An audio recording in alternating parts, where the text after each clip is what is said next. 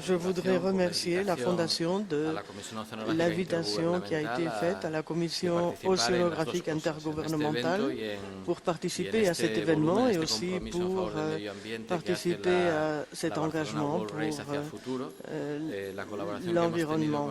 Nous avons collaboré dans une édition qui a été très bien accueillie au sein de l'UNESCO.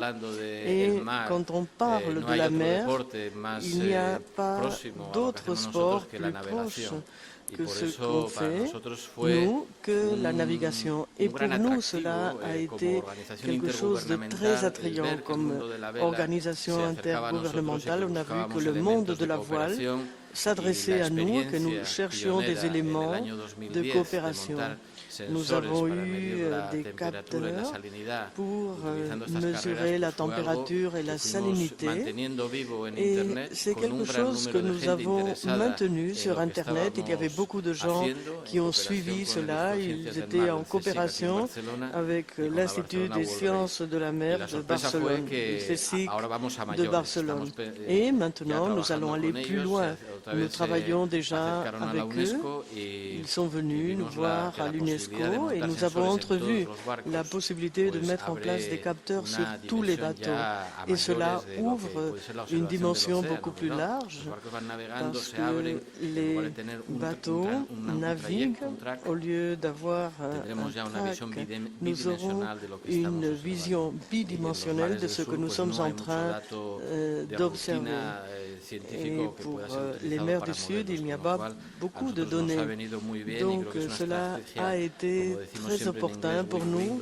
C'est une stratégie gagnant-gagnant. Tous les partenaires ici s'en bénéficient et je voudrais féliciter la Fondation qui a accroché les skippers, qui les a engagés dans cette activité. Je vais essayer de vous parler un peu du changement climatique et de toutes les incertitudes qu'il y a dans les pôles. Je vais essayer de ne pas être trop long. Il y a des météorologues ici. Et il y a aussi le déjeuner qui nous attend. Nous allons peut-être commencer avec les premières diapos. Je vais essayer de vous parler du changement climatique dans les océans. Ce n'est pas simplement le réchauffement, c'est aussi l'acidification des océans. Nous verrons un peu ce qui se passe dans les pôles et les impacts à l'échelle globale, comment tout cela a un impact sur l'écologie planétaire. Et ensuite, nous parlerons de science et de politique. On pourra peut-être couper la dernière partie, mais pour l'UNESCO, c'est ce qui nous intéresse davantage. Diapositive suivante. Je vais en passer quelques-unes très rapidement. Ici, lorsqu'il y a l'émission des gaz à effet de serre, cela contribue au réchauffement de la Terre. Mais quand on parle de CO2, le CO2 est un gaz qui, une fois qu'il entre dans l'eau, il a un impact sur l'effet tampon de la mer, de l'eau de la mer. Donc au moins, il y a 5 millions, le pH était de 8,2. Et nous ne mesurions même pas cela depuis 20 ans.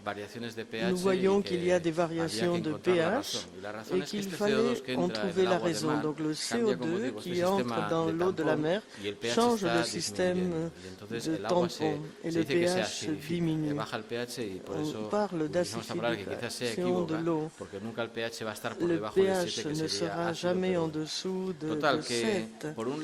Mais les effets de ces gaz à effet de serre provoquent un réchauffement avec des retombées directes que nous voyons ici à droite de la diapo. Et l'acidification aussi de l'océan a des retombées que nous voyons dans la partie de gauche. C'est un peu petit ici, enfin, mais nous allons parler de la partie réchauffement aujourd'hui. Le réchauffement, évidemment, il y a tous les couverts gelés qui fondent. Et il y a como de temperatura. Pasamos otra vez de diapositiva y todo esto se combina con efectos más que la gente está más habituada a escuchar acerca de efectos antropogénicos en el océano, como puede ser la contaminación, disminución de hábitats, poluciones, etcétera. Y todo ello da lugar a unos efectos sinérgicos que son estos que vemos aquí, donde realmente vemos una huella muy importante de la acción del hombre en los océanos. Hoy vamos a concentrar la charla en lo que vemos ahora resaltado aquí en rojo, que es sobre todo calentamiento, derretimiento de las cubiertas heladas, cambios en la circulación del océano. Si pasamos de diapositiva, ya es un par de diapositivas ahora para introducir en dónde estamos en cambio climático. Bueno, la temperatura ha venido aumentando desde la revolución industrial por la emisión de gases de efecto invernadero y ha aumentado a una tasa que no se conoce en lo que es los récords geológicos de historia de la Tierra, con lo cual hay alguna señal de que hay un efecto antropogénico, un efecto del hombre en este forzamiento dans cet échauffement climatique. La temperatura, la tasa de cambio es mayor que la que tenemos observada hasta en todos los récords geológicos y la única explicación que encontramos que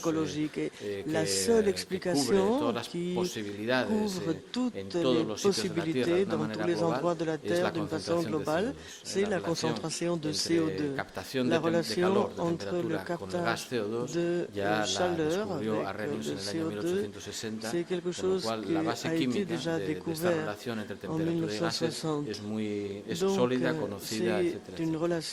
Bueno, si pasamos la diapositiva, vemos que la temperatura mundial viene aumentando desde el comienzo de la revolución industrial, que a finales del siglo XX pues la temperatura había aumentado de manera media en el globo aproximadamente 0,6 grados centígrados, pero la temperatura no es homogénea.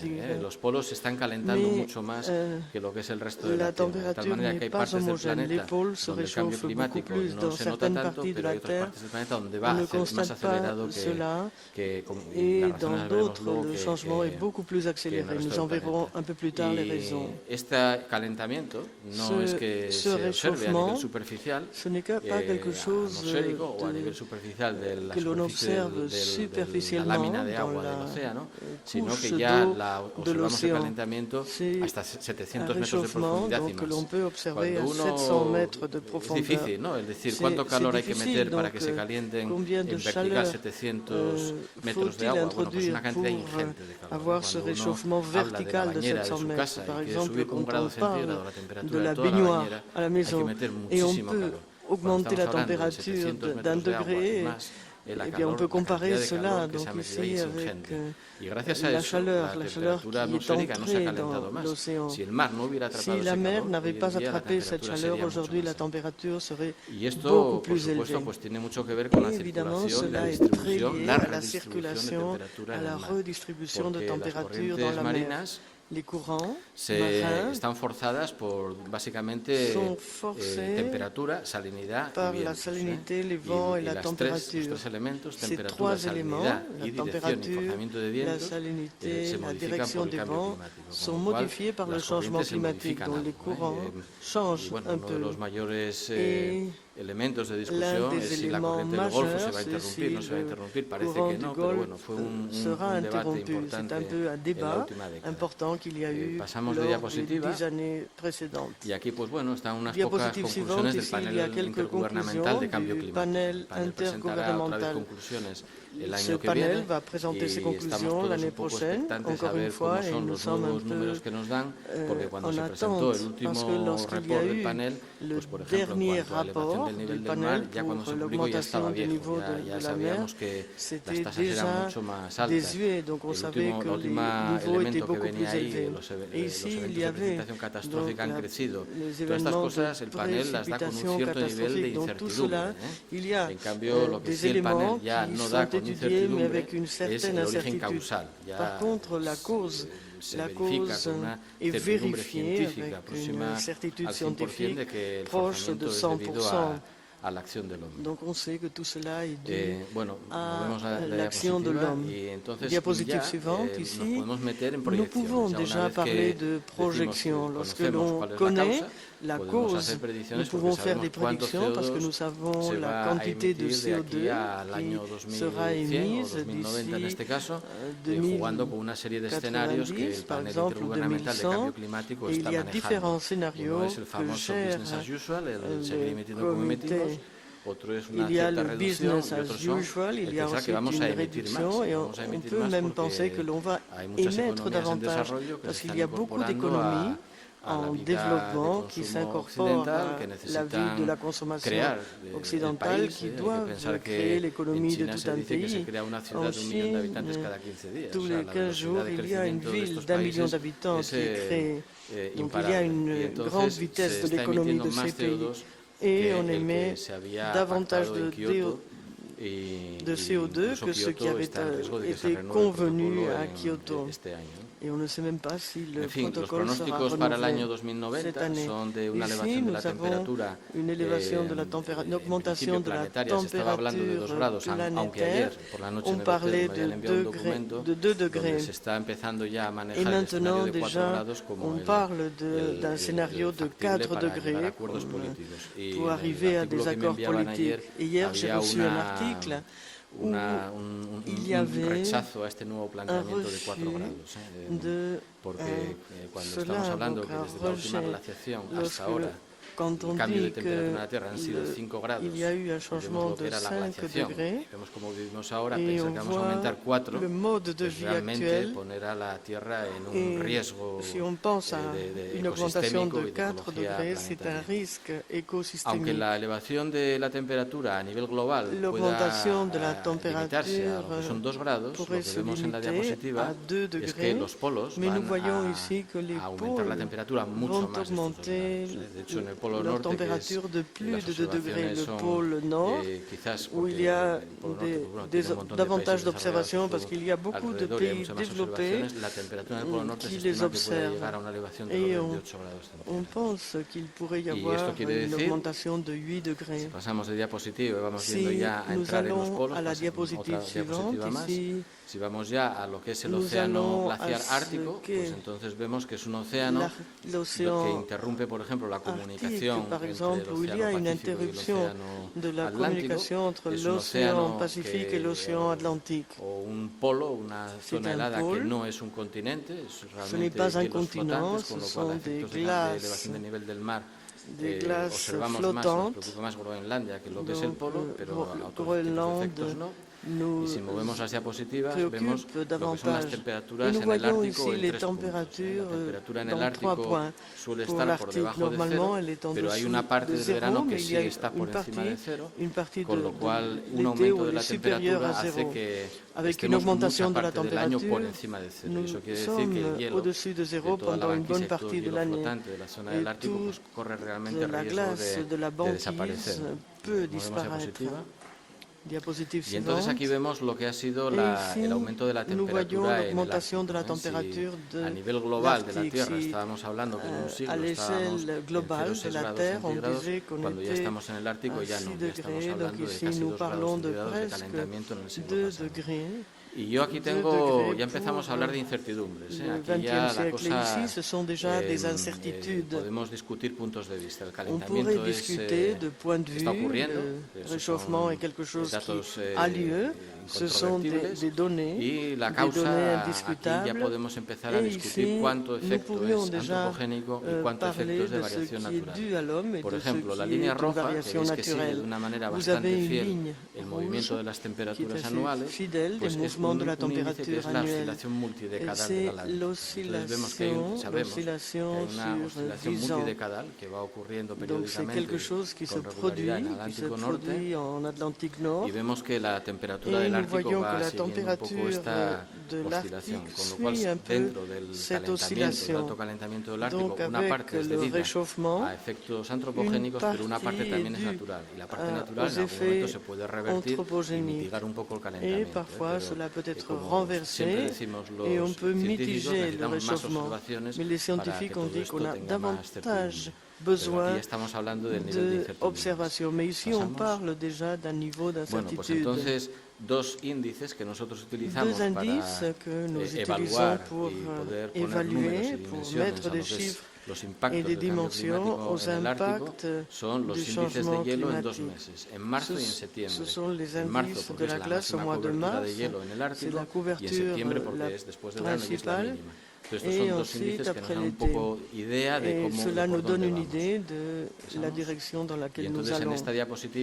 Sur cette diapo, nous voyons la diminution du volume de glace pour 2012 au mois de septembre, c'est la ligne rouge, c'est où il y a eu moins de couverture de glace. En 2007, il y a eu un pic. On a même douté de l'exactitude de la mesure. Ensuite, on ne savait pas si 2007 avait été bien mesuré, mais en 2012, nous en avons eu moins. Et on voit qu'il y a des fluctuations qui sont très importantes dans les masses de glace du pôle Nord. Au mois de mars, quand il y a une grande extension, ici, ici on ne couvre pas la même étendue, et même le déglaçage est plus important. Donc ici, cela concerne un impact pour l'été, pour l'hiver, parce que les températures étaient toujours en dessous de zéro. Maintenant, sur les bords, Y entonces vemos allí el problema de por qué los polos se calientan más. Les pôles se réchauffent davantage. Il y a une raison solide, une raison qui a été vérifiée. El hielo refleja el 80% de la energía solar radiante y entonces no se calienta el suelo. Pero cuando no hay hielo, cuando la radiación incidente llega directamente al mar, el mar atrapa el 85%. Es más calor que está entrando. Entonces, il y a davantage de chaleur et il y a un mécanisme de feedback. C'est une rétroalimentation. Moins j'ai de glace, l'eau se réchauffe. La zona polar.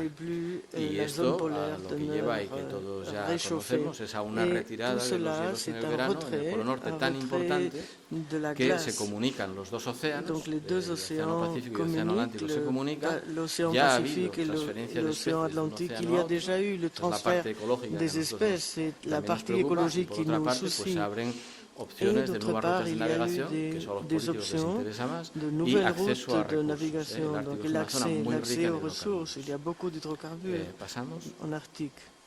Y entonces las simulaciones, como veíamos antes, la simulación de temperatura para el 2090, la simulación de hielo para el 2100, es que, teniendo en cuenta además que el 100% lo hemos puesto de una manera conservadora, me parece que era en los años 70, pues vemos que para el año 2100 la cantidad de hielo en el mes de septiembre en el polo será prácticamente cero, será muy pequeña. Con lo cual el Polo Norte va a abrirse un paso de comunicación entre el Pacífico y el Atlántico que va a ser no permanente, pero va a ocupar una gran parte del año, y ahí sí que va a haber problemas ecológicos importantes, aparte de la situación la situation géopolitique. Nous n'allons pas ici entrer dans les détails, mais je vous dis d'emblée que c'est important. Il y a des groupes aux Nations Unies pour dire comment on va faire le partage de toutes ces régions. Voici ce que nous avons dit, la réduction de la quantité de glace pour ouvrir de nouvelles routes de transport et l'accès aux ressources. Ici, c'est tiré d'un rapport sur les routes de navigation, de transport.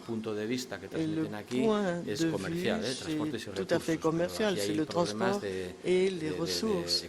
Mais il y a aussi des problèmes écologiques. Diapositive suivante.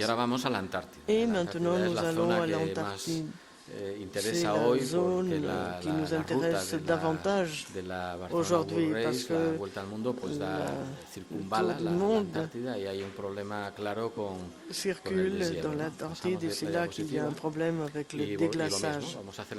Ici, nous allons faire la même introduction des températures pour l'Antarctique. Ici, en été, nous ne sommes pas au-dessus de zéro. C'est un continent très froid avec une couverture de 2000 mètres de glace cumulée. Dans la partie centrale, c'est un continent. Donc, le déglaçage implique une augmentation du niveau de la mer pour le reste de la planète. Et ici, on pourrait envisager une hypothèse. La température n'est jamais au-dessus de zéro, même s'il y a une augmentation. On sera toujours en dessous de zéro et le déglaçage sera moins important qu'au pôle Nord. Mais de toute façon, il y aura un déglaçage. Diapositive suivante. Voici les températures dans la péninsule antarctique, qui est la plus proche de l'Amérique du Sud. Et nous avons des données vérifiées. La température ici est en train d'augmenter. 0,03 sur 10 ans. Et comme je vous le disais dans mon introduction, le réchauffement se retrouve dans la couche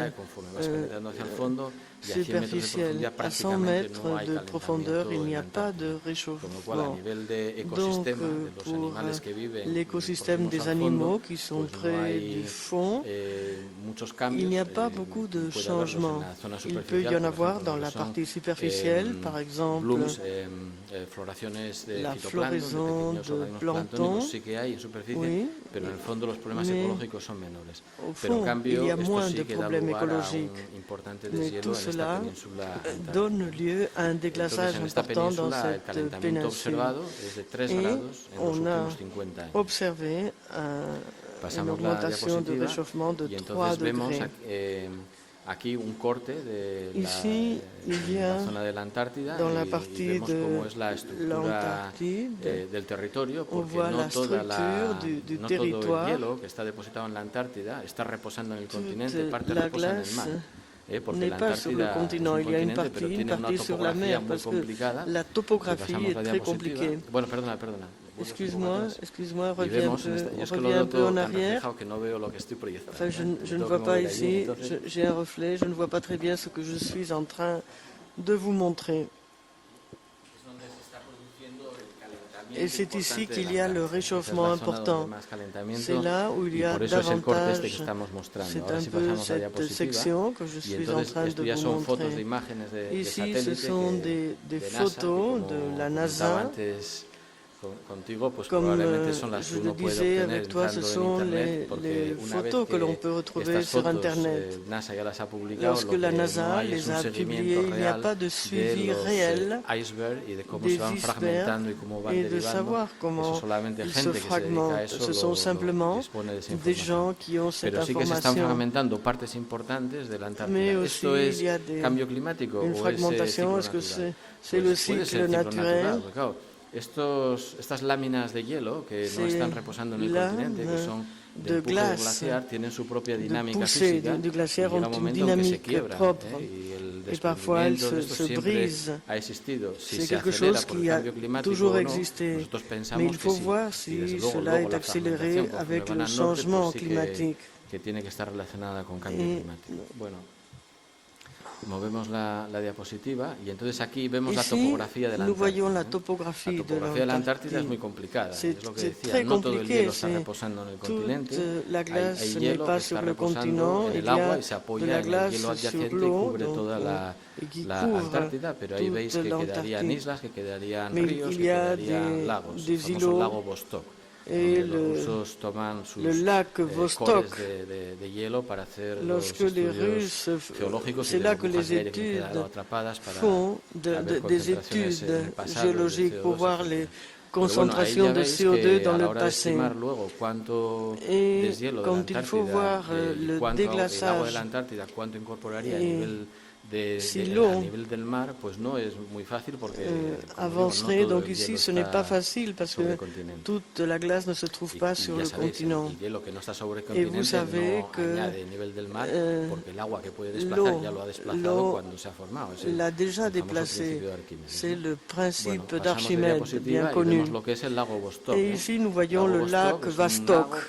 C'est un lac qui a été formé par la topographie, par la pression qu'il y a, il n'est pas gelé.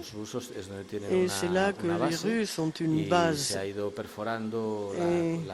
on a perforé la colonne et on a ici les registres de la quantité de CO2 dans les bulles qu'il y avait attrapées dans la glace. Et on voit que la quantité qu'il y avait de CO2 était constante jusqu'à la révolution industrielle. Et ici, donc, bolitas que veis en el gráfico de abajo y claramente beaucoup el aire hoy augmenté. contiene prácticamente el doble de CO2 que tenía contient le double de CO2 qu'il y avait à l'époque pré-industrielle, le double, cela veut dire 2 degrés de température, donc avec 300 parties, 2 degrés de plus. C'est l'équivalent en température.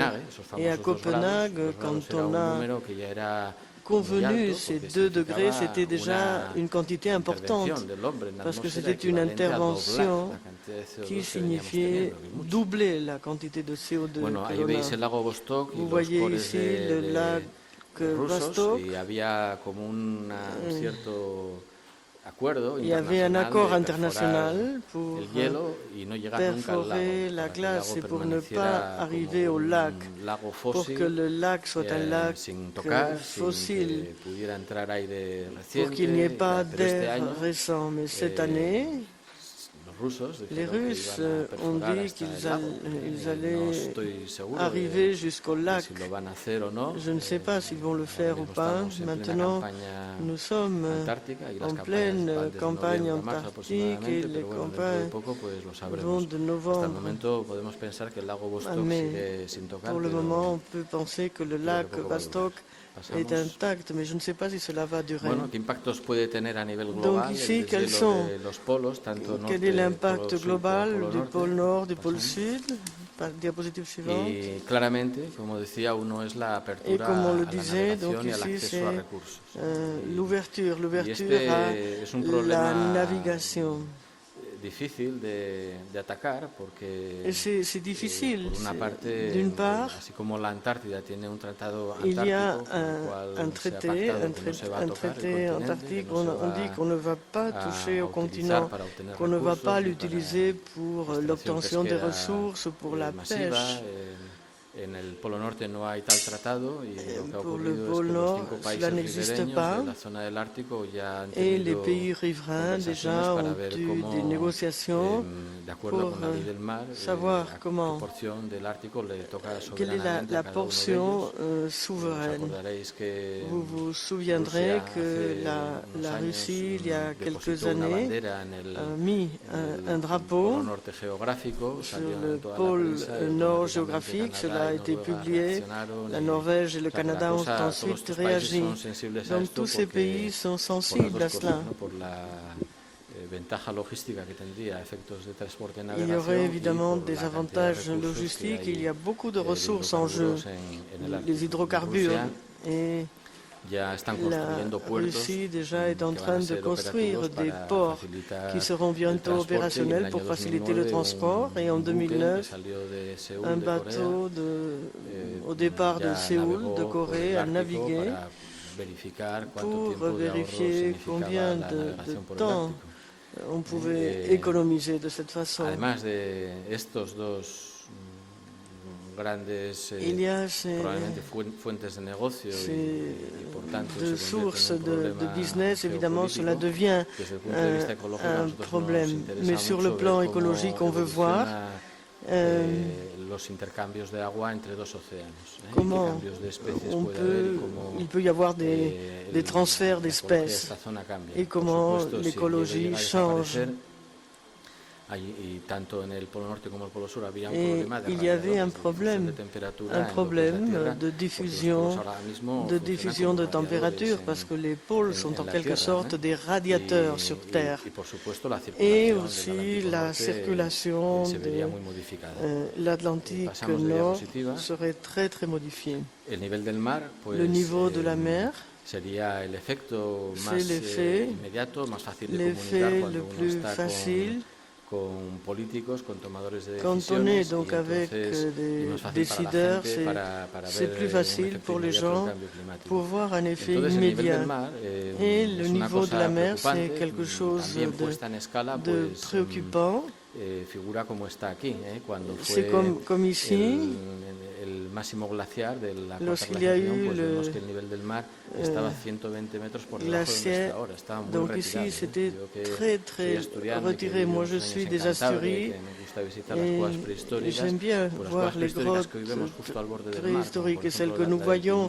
Par exemple, celle du Pindal où on voit la mer, il faut penser qu'avant elles étaient très très loin de la côte parce que 120 mètres verticaux, cela veut dire un parcours beaucoup plus important. Pour un mètre de niveau de la mer, il y a au moins 100 mètres. Ce serait déjà une plage en pente ici. 120 mètres, c'est beaucoup plus loin. Et les grottes que nous voyons près de la côte, aux Asturies, à Cantabria, elles étaient loin. Et ils mangeaient des coquillages, des escargots de la mer. Donc ils allaient jusqu'à la côte, ils revenaient et ensuite ils les mangeaient. Et les registres fossiles de tous ces coquillages qui se trouvent dans les grottes permettent de reconstruire les changements de biodiversité depuis 18 000, du paléolithique jusqu'à maintenant. Et nous voyons que les espèces dominantes maintenant, elles sont aux Pays-Bas ou en Angleterre. Donc il y a une migration, il y a une redistribution des espèces pour leur optimum thermique. Et ici, ces coquillages sont très importants. Donc ici, l'eau était à 120 mètres plus bas et le niveau de la mer a augmenté en permanence. Maintenant, l'élévation est beaucoup plus rapide. Et nous voyons ici les pronostics sur l'augmentation du niveau de la mer. Ici, la moyenne de 2 degrés, c'est 3 mm par année. Et lorsque nous parlons d'un siècle, nous parlons de 30 cm pour la fin du siècle. Et le politique dit que ce n'est pas quelque chose de très important, c'est quelque chose que notre pays peut absorber. Mais quand on parle du Bangladesh, de petites îles du Pacifique ou de l'Atlantique, eh bien, leur territoire va diminuer de façon dramatique. Il y aura même des écosystèmes qui seront très concernés, des zones corallifères par exemple, où ces augmentations peuvent être très importantes. Ici, on voit ce qui se passe. Il y a un déglaçage accéléré du Groenland, des glaciers de l'Antarctique. Le niveau de la mer a aussi une expansion thermique. Lorsqu'on a un liquide, un solide, se dilate. Et l'eau aussi, elle a cette dilatation. Avec cette expansion thermique, c'est faible lorsqu'on compare cela au déglaçage de certaines zones du Groenland. Et l'on voit ici les pronostics que l'on est en train de gérer. À droite, vous avez le volume d'eau douce attrapé dans l'Antarctique. Et ici, J'ai pris cela parce qu'il y avait une référence à l'Espagne et l'autre à Barcelone. On dit toujours que c'est un peu plus grand que les États-Unis, un peu plus grand que l'Europe, et c'est le même diamètre que la Lune. Quand on regarde la Lune, on a le même diamètre, c'est ce qu'on voit. Voici les pronostics dans un scénario conservateur. Mais si tout fond, que se passerait-il? Et ici, nous avons l'élévation du niveau de la mer. 73 mètres si elle fondait. Évidemment, ce n'est pas un scénario croyable, mais c'est pour que vous ayez une idée. Le Groenland nous inquiète parce qu'il y a une possibilité que la grande masse d'eau puisse fondre. Et il y a 6,5 mètres d'eau qui sont vous naviguez, vous savez cela, moi aussi j'ai navigué pas mal. Et quand on est en mer et on voit que la grandeur de la mer, si on pense qu'il peut y avoir une augmentation de ce niveau de 6 mètres, et le Groenland est en train d'entrer dans une phase de déglaçage accéléré. En 2012, il y a eu pendant quelques jours tout le Groenland était au-dessus de zéro. Et on parlait de qu'ils étaient en pleine phase de déglaçage. Et c'est un peu un signal qui est lancé, que tout s'accélère. Si ici, c'est la statue de Colomb, ici serait couverte par l'eau. Donc ici, cela nous donne une idée très concrète de ce qui pourrait se passer ici à Barcelone. Et maintenant, nous entrons dans le travail que nous faisons aux Nations Unies lorsque nous dialoguons avec les décideurs, avec les politiques pour essayer de faire une pression et pour qu'ils puissent résoudre des problèmes environnementaux. Le problème du changement climatique est très difficile parce que pour commencer, nous n'avons pas une réserve énergétique pour maintenir le niveau de vie. Il y a certaines choses qui sont positives pour capter le CO2. On peut le réduire un peu, mais le sujet est très compliqué. Et par contre, on sait qu'on peut le faire parce qu'il existe des exemples qui sont très significatifs. Lorsqu'on a inventé les pesticides, on les a utilisés, le DDT par exemple, pendant les années 60. Il y a eu tout ce mouvement qui était le printemps silencieux et on a interdit les pesticides en 1972. Ici, il y a eu en Europe la crise de la pluie acide et on a stoppé le brûlage de carbone. Aussi, on est intervenu pour la couche d'ozone. Lorsqu'on a bien communiqué les données, l'information aux politiques, on peut intervenir. Et pour ici, les grands problèmes pour le changement climatique, je crois que l'action est possible. Mais il faut trouver une alternative pour que le politique interdise certains modes de vie. Ici, j'ai une diapositive issue du congrès sur le changement climatique qui a eu lieu en Corée et qui a précédé le sommet de Rio +20.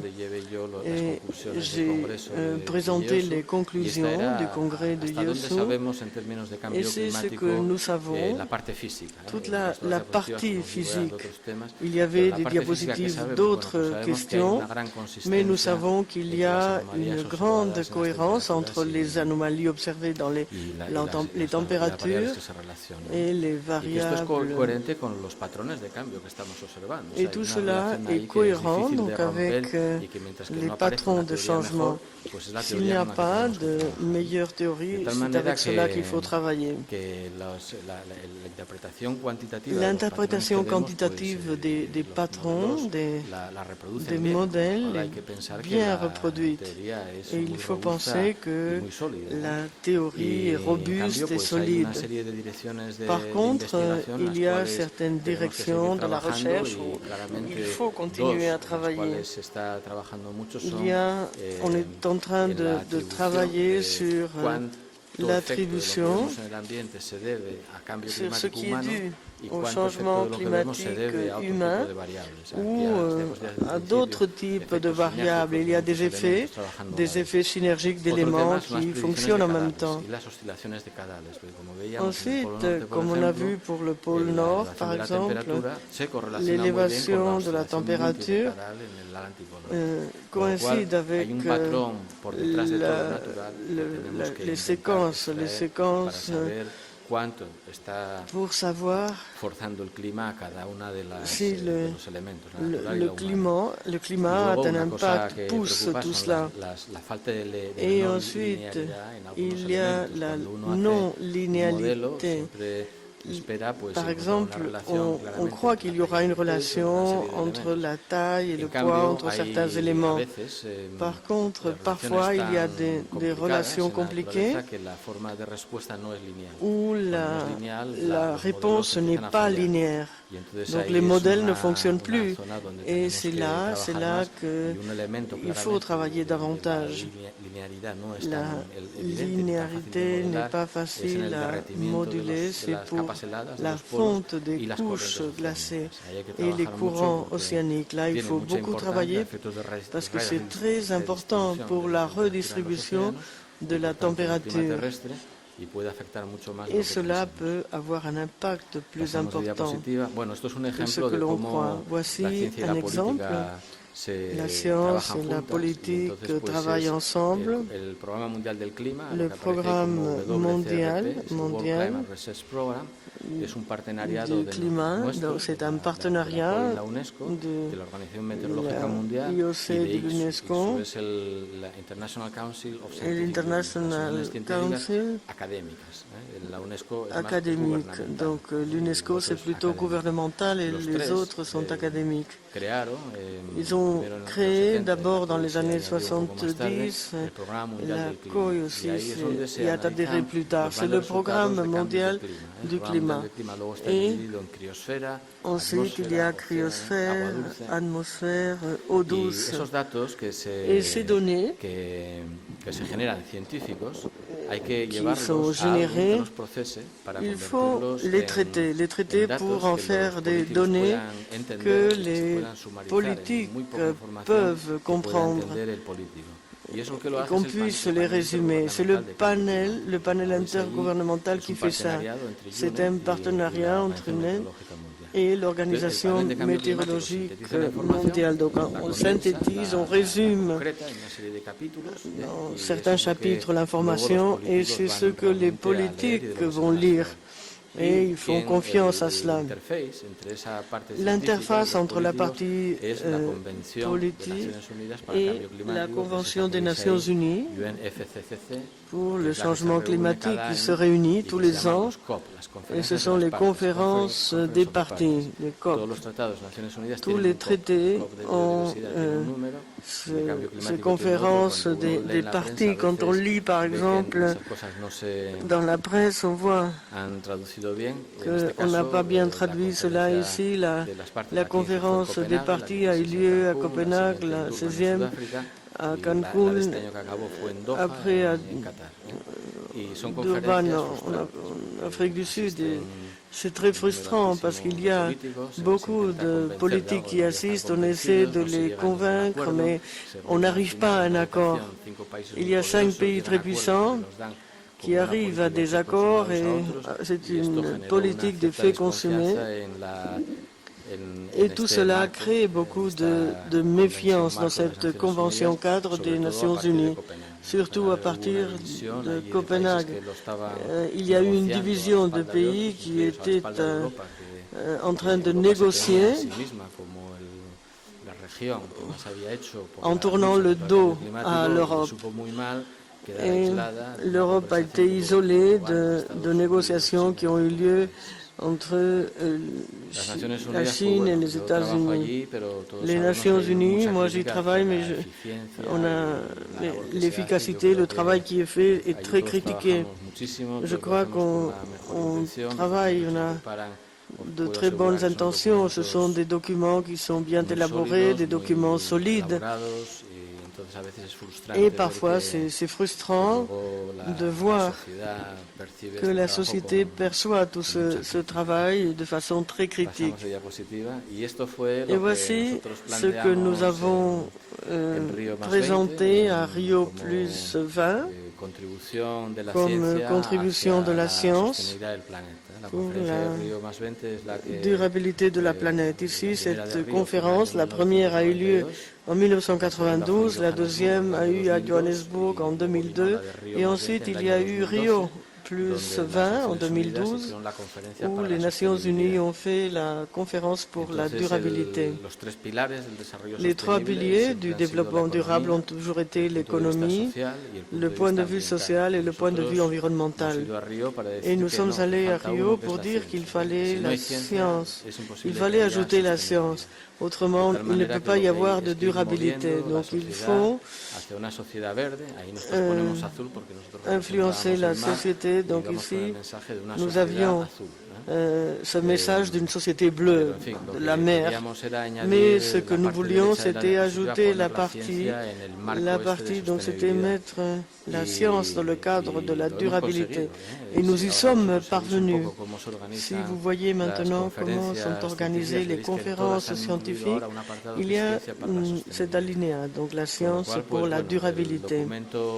Le document de produit, c'est le document que vous voyez, c'est The Future We Want, l'avenir que nous voulons. Il a été très difficile de convenir ce document parce qu'il y a beaucoup de pages. Sur le plan diplomatique, il est peut-être d'arriver à un accord si on a 5 pages, mais quand on ajoute des pages et des pages, il est très difficile de le négocier. Et ici, dans The Future We Want, il y a 20 paragraphes sur la mer. Pour nous, c'est un succès. Vous pouvez dire que c'est très peu, mais il y a des sujets sur la mer.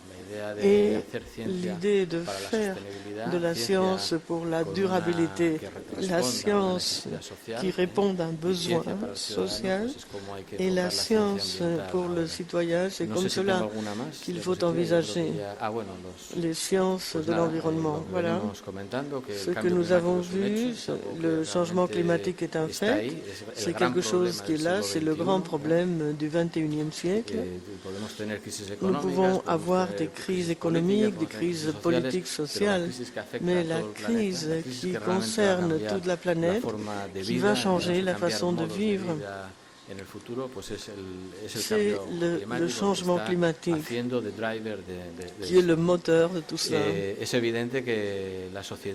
Il est évident que la société exige un usage de la terre qui soit durable et qui respecte. C'est quelque chose qui a été intériorisé par la société et on ne peut plus utiliser la terre comme on le faisait.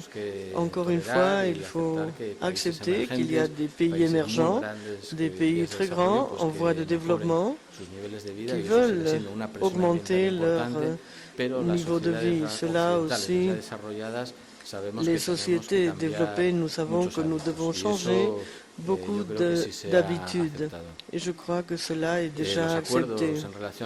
Les accords par rapport aux émissions de CO2 sont très difficiles à mettre en place. C'est difficile que tous les pays signent. La conférence a été très frustrante. Et on pourrait se dire qu'il n'y a pas de possibilité.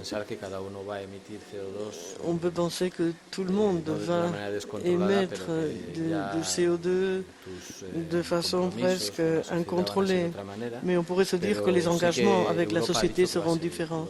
Et l'Europe a dit qu'elle allait continuer sur la ligne de Kyoto. L'Europe, en tant que région, a respecté les engagements de Kyoto. Et si on analyse pays par pays, ce n'est pas le cas. Mais dans son ensemble, elle l'a fait et elle va continuer à travailler pour essayer d'émettre le moins de CO2 possible. Et l'un des engagements de la Barcelone World Race, c'est zéro émission. Et dans ce cas aussi, il faut adhérer à cette idée. C'est ainsi que nous devons voir les choses. Et enfin, je voudrais vous dire qu'il y a un manque de données climatiques et là aussi de l'usage des bateaux qui participent à la prochaine Barcelone World Race avec des capteurs pour mesurer la salinité et aussi les plastiques, comme on l'avait dit. Et ce serait magnifique et ce serait une preuve que le monde du sport, le monde de la science et le monde de la politique sensible à tous ces sujets peuvent s'unir pour faire quelque chose en commun, pour travailler pour ce concept de science pour la durabilité qu'il faut faire entre tous. Le changement doit être un changement commun. Autrement, il n'y aura pas de changement pour la Terre. À l'UNESCO, ce que l'on veut, c'est protéger l'océan et il faut le faire entre tous.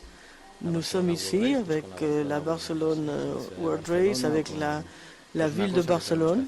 C'est quelque chose qu'il faut faire entre tous. Voilà. Je crois que les questions, on va les poser après le déjeuner. Donc, bon appétit et à tout à l'heure.